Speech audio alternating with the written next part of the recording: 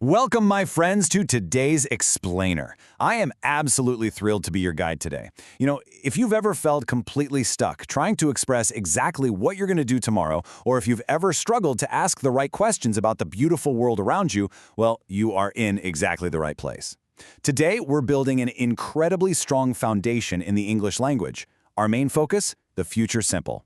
We are literally going to unlock the mechanics of time, and by the end of our session, you'll be speaking about your future with absolute, total confidence. Let's get to work.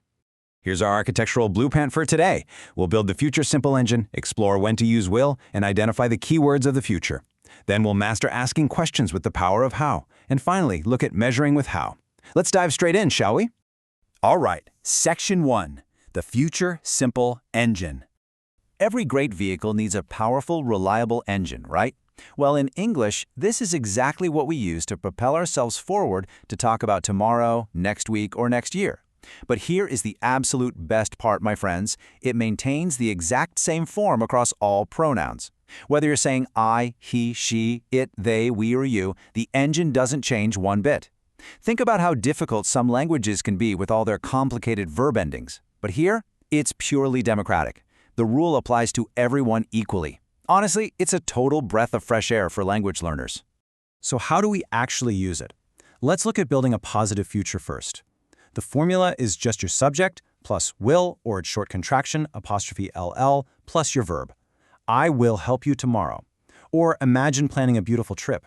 She'll travel to Cairo. Smooth and direct. Now, on the flip side, what if we want to say what will absolutely not happen? We just mash will and not together to get won't. They won't come to the party. He won't buy a new car. It's literally that simple. Will for yes, won't for no. Two tiny words that completely control your destiny in a sentence. Okay, but what if you're the one needing information? If you want to ask a simple yes or no question, the engine just slightly rearranges itself. We grab the word will and pop it right at the very front of the sentence. Listen to the rhythm of this. Will plus the subject plus the verb. Imagine looking your friend in the eye and asking, "Will you call me tonight?" The answers are beautifully short, echoing the question perfectly. Yes, I will, or no, I won't. You're just taking the tool they handed you and passing it right back in your response. Moving on to Section 2, when to use will. Knowing the grammar is wonderful, but knowing exactly when to deploy it in our daily lives, that's what truly makes you a fluent speaker. First up, quick decisions. Picture this. You're sitting comfortably, enjoying a cup of tea, and suddenly, ring, ring, the phone goes off. You didn't plan for this. You make a spontaneous decision right then and say, "The phone is ringing, I will answer it." We also use it for predictions without evidence, just your personal gut feeling. Like looking at a cloudy sky and guessing, "I think it will rain tomorrow." And third, for promises. As a teacher, I deeply love this one. "I will buy you a present if you pass." It shows heart, right? It shows commitment. It's just wonderfully versatile. We use it for offers and requests, too. See someone struggling with heavy groceries? Step up and politely say, "I will carry the bag." Or if your hands are full, ask, "Will you open the door, please?" We also use it for future facts. These are time-related things we literally cannot change. Next year, I will be 10 years old. That is a guaranteed mathematical fact of life. And finally, yes, we can even use it for threats. Imagine issuing a stern warning to a noisy classroom. "Stop talking or I will tell the teacher." So you see, the future simple handles both kindness and strict discipline equally well. Let's jump into Section 3, keywords of the future. Just like a clever detective looks for clues, we have specific signposts in English that scream, "Hey, we are stepping into the future tense." When you spot these keywords, your brain should instantly fire up that will or won't engine. We have the classic time markers you'll hear every single day: tomorrow, next week, in the future, and soon. But pay incredibly close attention to expectation verbs. Words like I think, I hope, I believe, probably, and perhaps.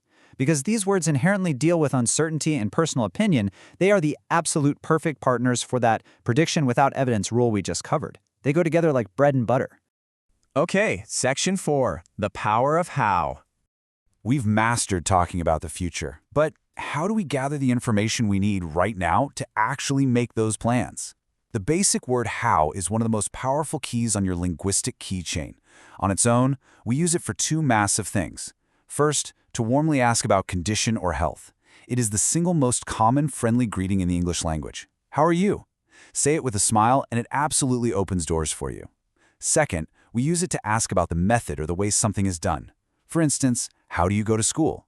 And the answer gives you the exact method, by bus. It's a tiny word but absolutely foundational to having a real conversation. And that brings us to section 5, measuring with how. By taking that basic word how and attaching specific words to it, we turn it into a highly precise measuring instrument. For uncountable quantities, or asking a price at the market, we use how much, like how much milk do you want, or how much is this shirt? But if we can actually count the individual items, we shift to how many. How many books did you buy? If we want to know about frequency, how regularly you do something, we ask, how often do you play football? For age, it's the classic, how old are you? And listen carefully to how long, because it pulls double duty. It measures horizontal length, like how long is the street, but it also measures the duration of time, like how long did you stay? Continuing with physical measurements, pay close attention to how tall. We use this specifically to measure vertical height from the ground straight up for people, trees, or buildings. How tall is he? For the actual distance between two places, we use how far, as in, how far is the hospital from here? When you're lugging a suitcase and need to know the weight, you ask, how heavy is this bag? And to measure speed, whether it's a runner or a sports car, we combine how with fast. How fast can you run? You see? The word how completely adapts to whatever you need to measure. Finally, let's look at how we use these combinations to measure the sheer grandeur of nature. We use how deep to measure the depth of seas or ancient wells. How deep is the lake? We use how wide for the breadth of something stretching across. How wide is the river Nile? And notice how high. Earlier, we used how tall for people, right? But how high is reserved for elevations far, far above the ground, like planes in the sky or massive landforms. How high is the mountain? It's brilliant. The English language has a specific tool for literally every dimension of our universe. We have covered an incredible amount of ground today, my friends. We built the Future Simple engine from scratch to talk about tomorrow, and we engineered the word how to measure everything in our world today. So combining everything we've built, using a how measurement right alongside the Future Simple, I'm going to leave you with this final exciting thought.